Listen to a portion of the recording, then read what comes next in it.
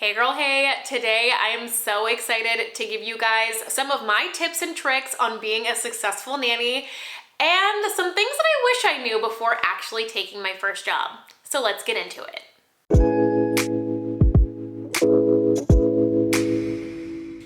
I got my notepad and my coffee, so pause this video now and go get your coffee because this is a sit and chat. And also, if you guys want to grab your notepads, take some notes down, don't forget. We're going to start off with the things that I wish I knew before becoming a nanny because, girl, some of these things, I would never make this mistake again.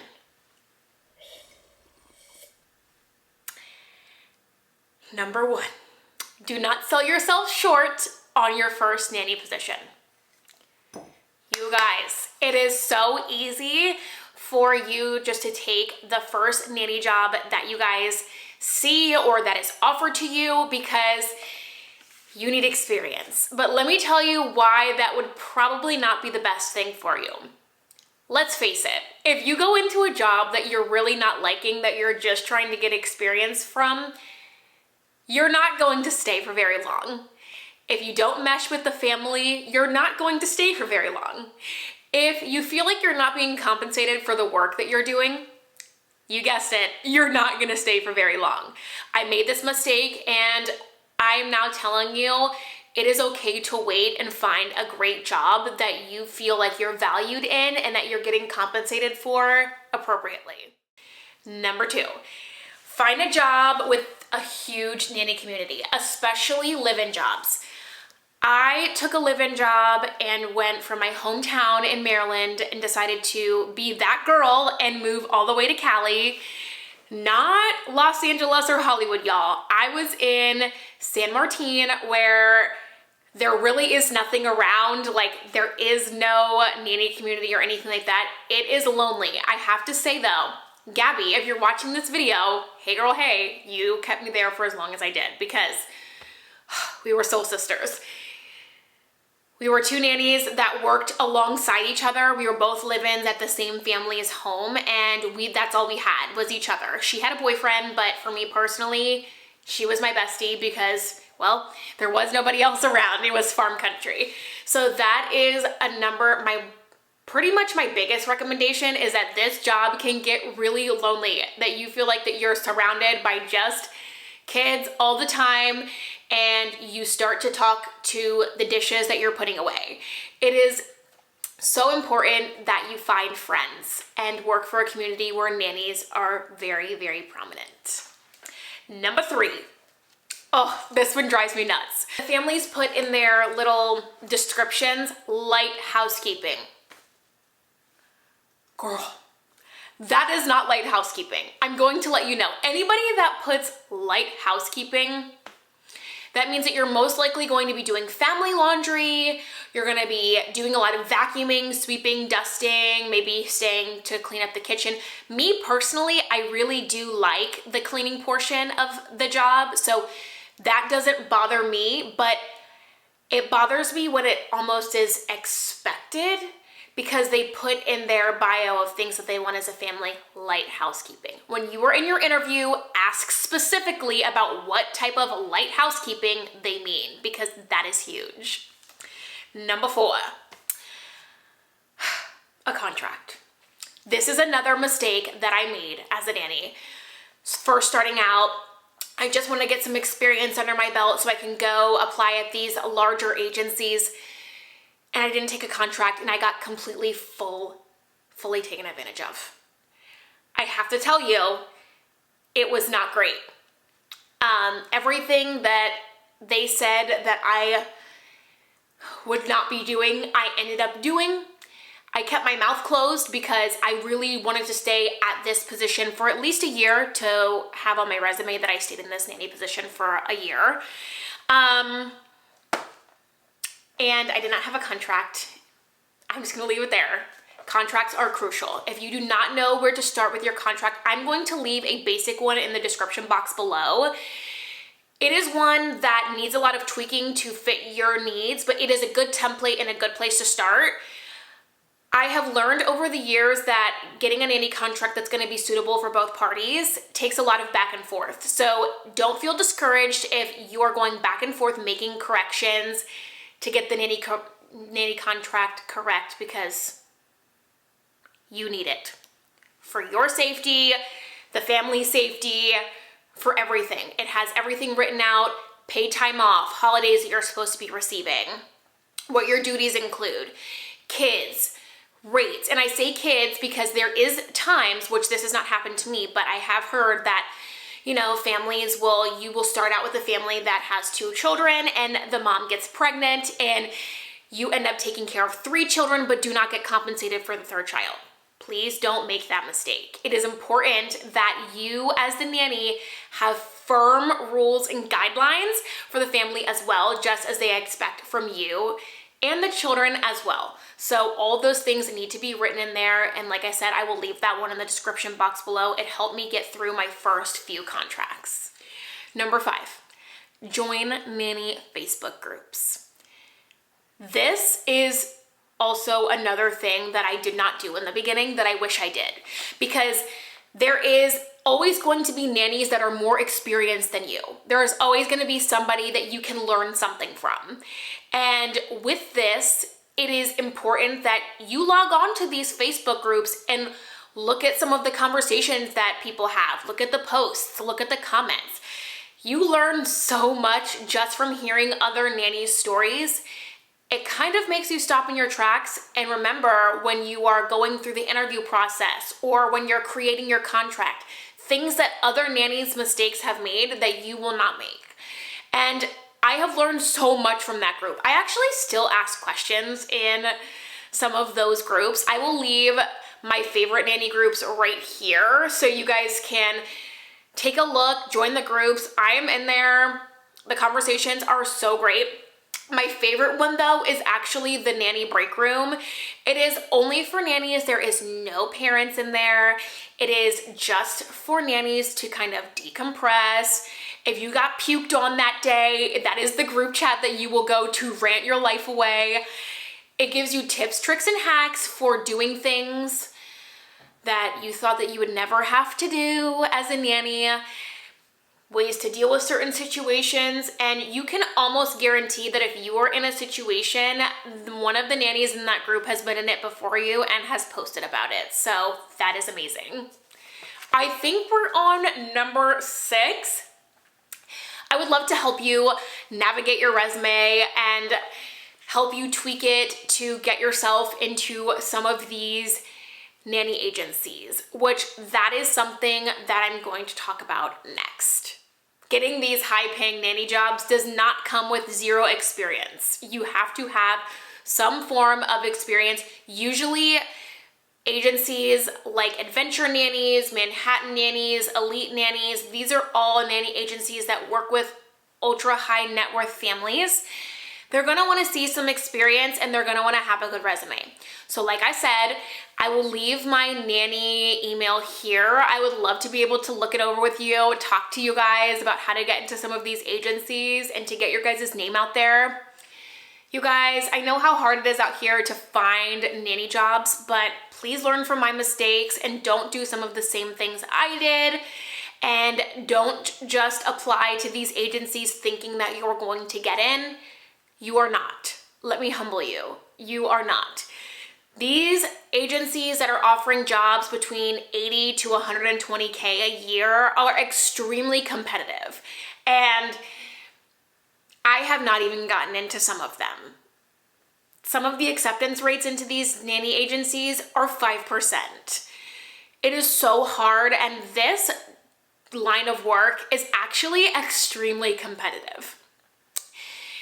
Some things that nanny agencies are looking for is, like I said, at least 4 years of nanny-related experience. They're also looking for you to have your CPR first aid. Some of them require bachelor's degrees, but some of them don't. I know Adventure Nannies, it's one of those things that it's like, it would be really nice if you had one, but it's not a make or break. But definitely having some certifications as well. And what I mean by certifications is I am licensed in my home state to teach Montessori, preschool, infant and toddlers, and school-age children. I received all of these from doing online training courses, and I received some of them in high school, but I will leave the online training childcare area that I always go to in the description box below, because they always have online trainings that really make your resume look full, especially if you don't have that much experience. Getting these little trainings that cost less than $50 but make your resume look full is going to be a way that you are going to get into these agencies. So there's that. Another thing is your social media accounts. These ultra high net worth nanny agencies do check your social media accounts. Please don't be that girl, if you know what I mean. They will require you to put your handles, your Instagram usernames, and all of those things in your application. And if you don't put all of your Instagram or all of your social media accounts there, they will find them and they will automatically decline you from their agency. This has not personally happened to me, but this has happened to quite a few nannies that I have been with. Like at the playground or, you know, talking with whatever the situation may be, it has happened and they will do it. It is that competitive. Also, a lot of these very high paying agencies do give you pretty much all the tools you need to even be considered. So for example, Adventure Nannies, they will give you a guideline on what your resume looks like when they're looking at your resume. Y'all, it does take a long time. I'm not gonna lie. They want things to be perfect because they are sending you to these celebrity families, ultra high net worth families, families that are willing to pay this much, want the best of the best for their children. It even comes down to headshots. Some of these nanny agencies really like you to have a professional looking headshot. So if that is something that you think, you know, I'll just post this picture from my Instagram page. No, it's not going to work.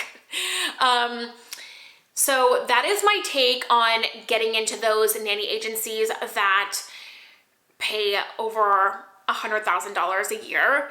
Also, another thing that generally sometimes works is word of mouth, but I wouldn't recommend that, especially, I wouldn't bank on that, is what I should say. You really need to have longevity as well. So this is something that I struggled with, and I'm going to be honest.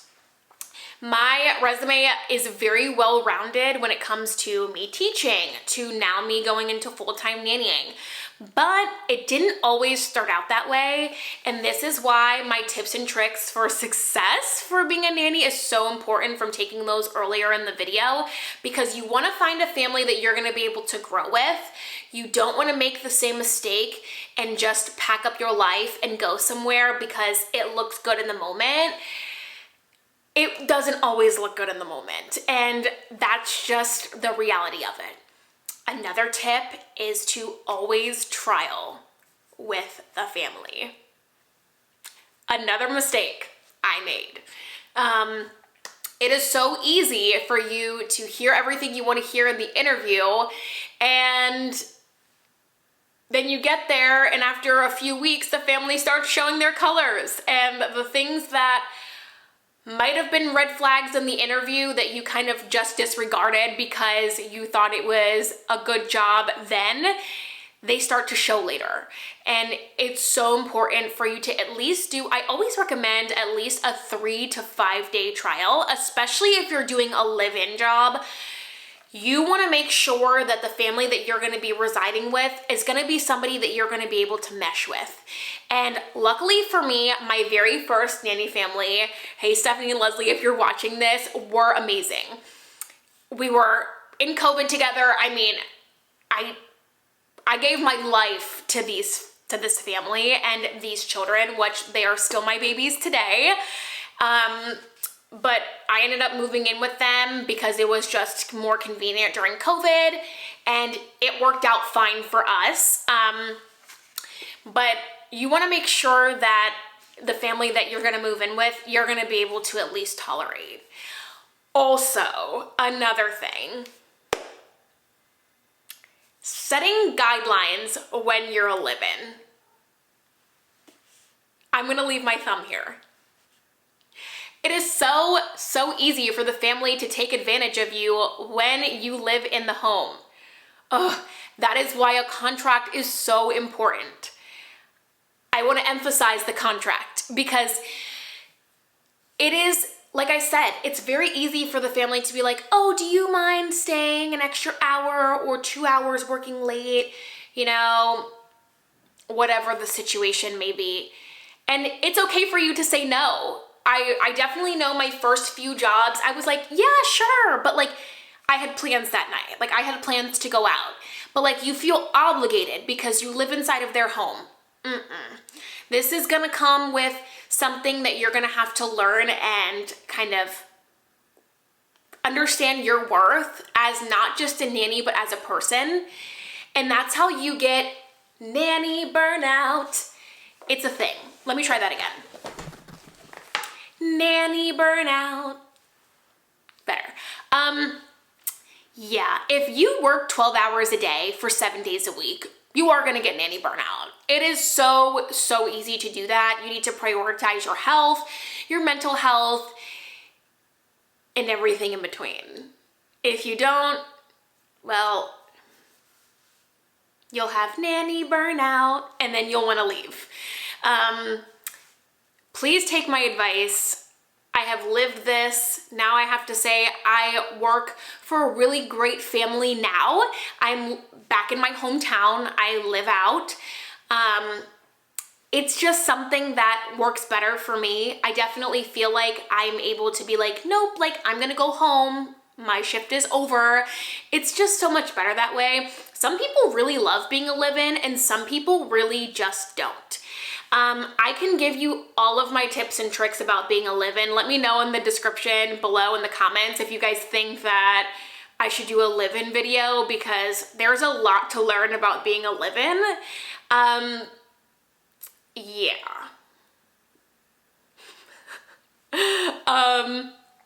There's a lot to know. Yeah.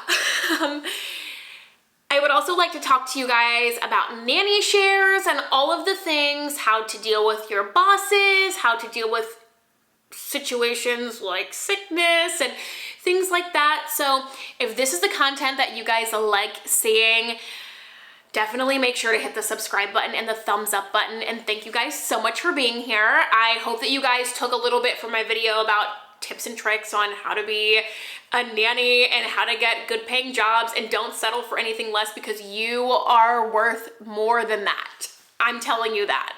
You are worth more. But again, thank you guys so much for being here and I will see you guys in my next one. Bye, my dudes. Another glass and I am going places, makes me laugh about the irony of everything.